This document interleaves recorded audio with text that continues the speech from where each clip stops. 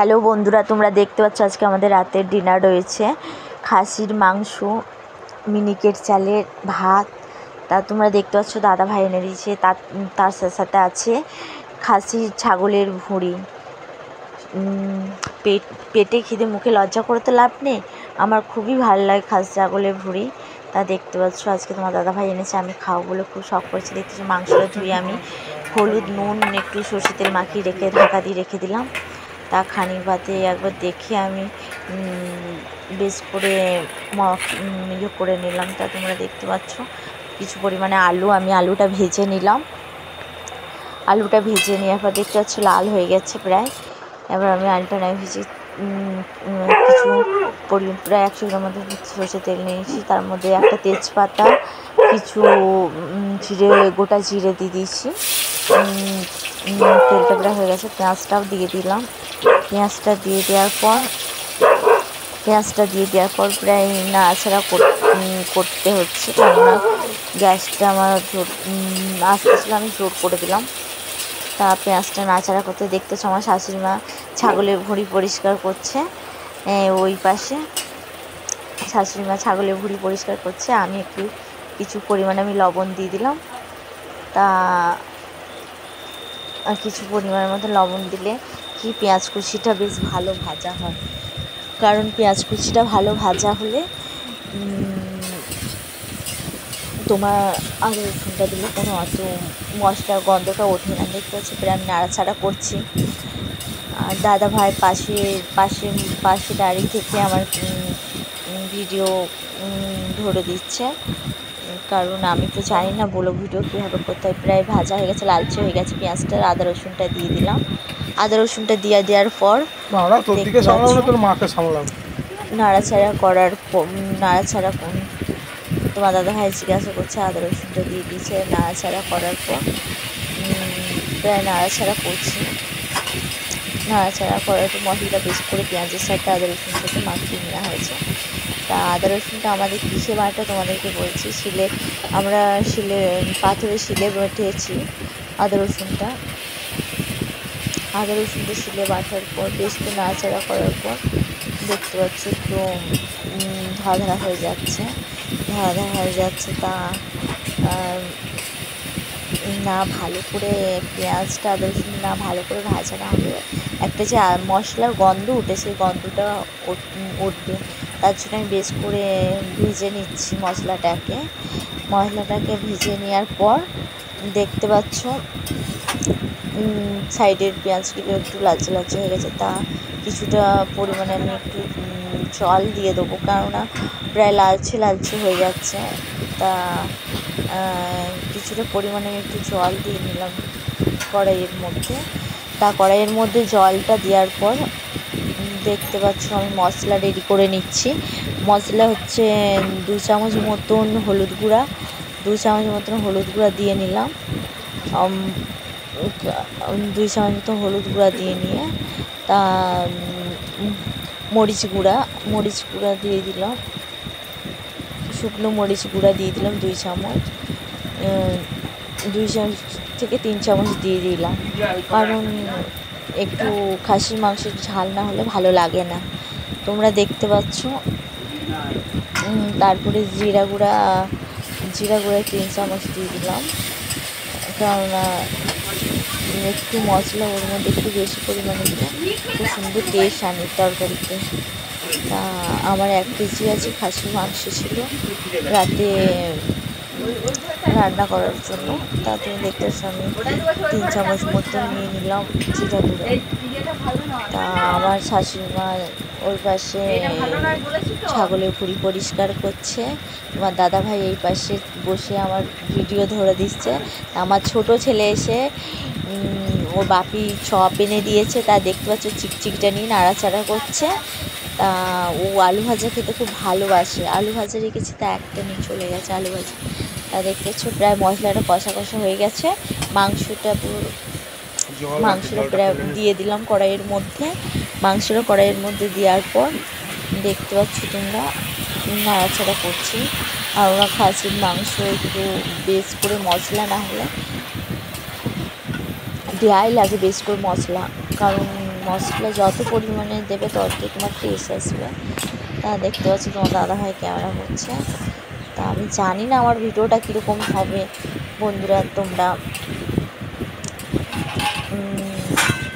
তা নাড়াচাড়া করার পর আমি ওই প্লেটে রয়েছে আলুটা অন্য একটা জায়গায় পাল্টে নেব, কারণ ওই থালাটা আমাকে ওতে ঢাকা দেওয়া লাগবে।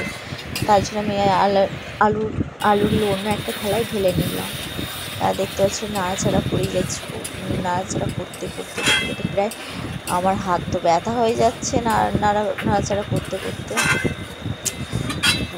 তোমার দাদাভাই আমাকে বলছে, কারণ তোমার দাদাভাইকে আমি পাঠিয়েছি রাত 8টা বাজে, 8টা বাজে। তা গিয়ে খাসির মাংস খাওয়া বলে আনা করেছি, কারণ আমরা হচ্ছে বাইরে থাকি, বাইরে খাসির মাংসটা হচ্ছে আলাদা ধরনের, রাম ছাগলের মতন, কারণ টেস্ট থাকে না।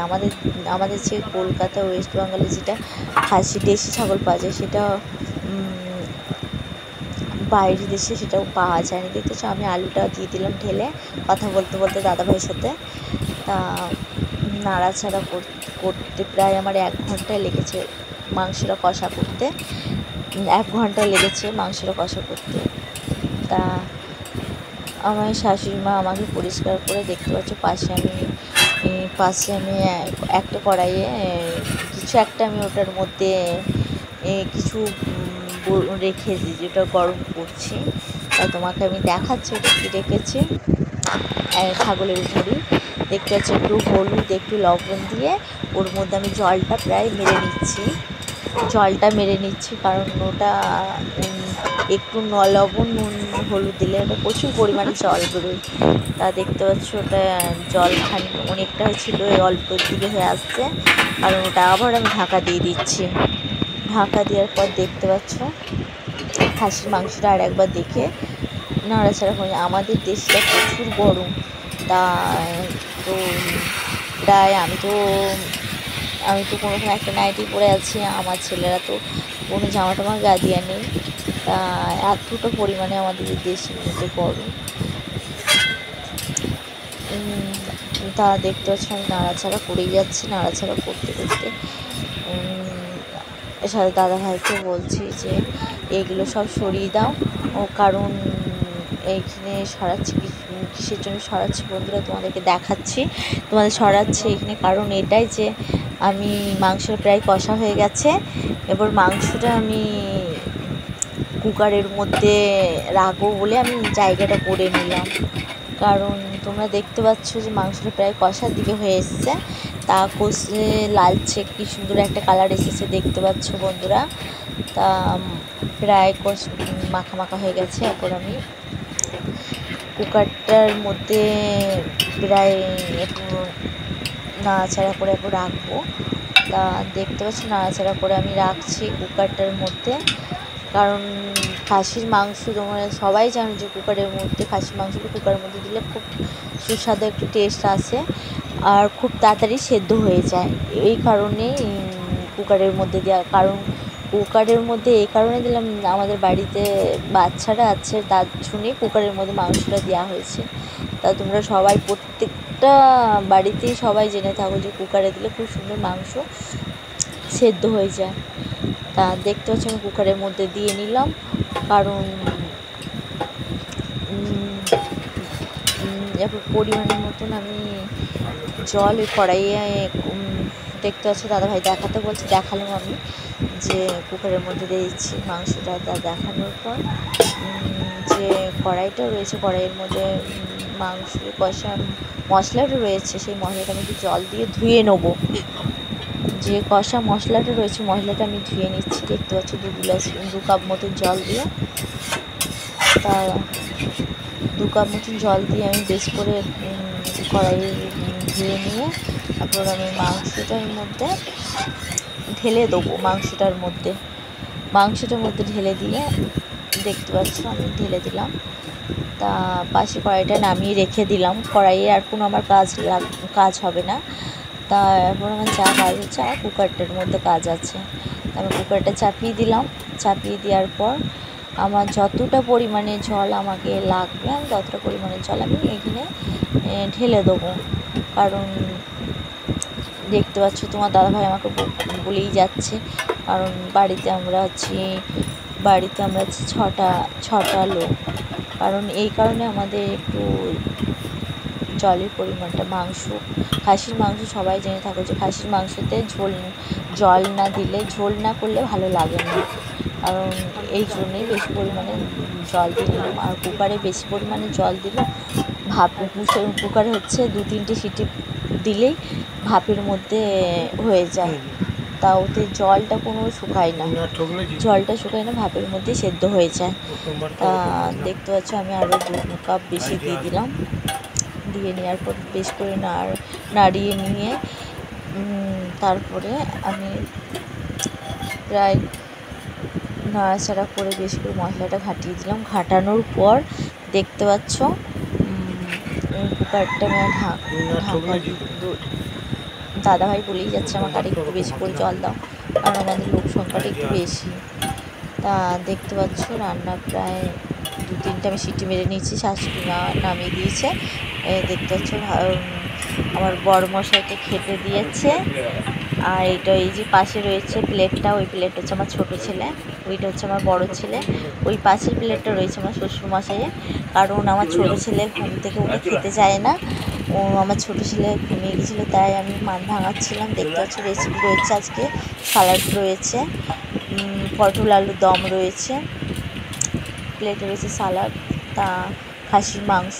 তা আমার ছোটো ছেলে ঘুমিয়ে গেছে, খেতে চাইছে না, আমি জোর করে খাওয়াচ্ছি।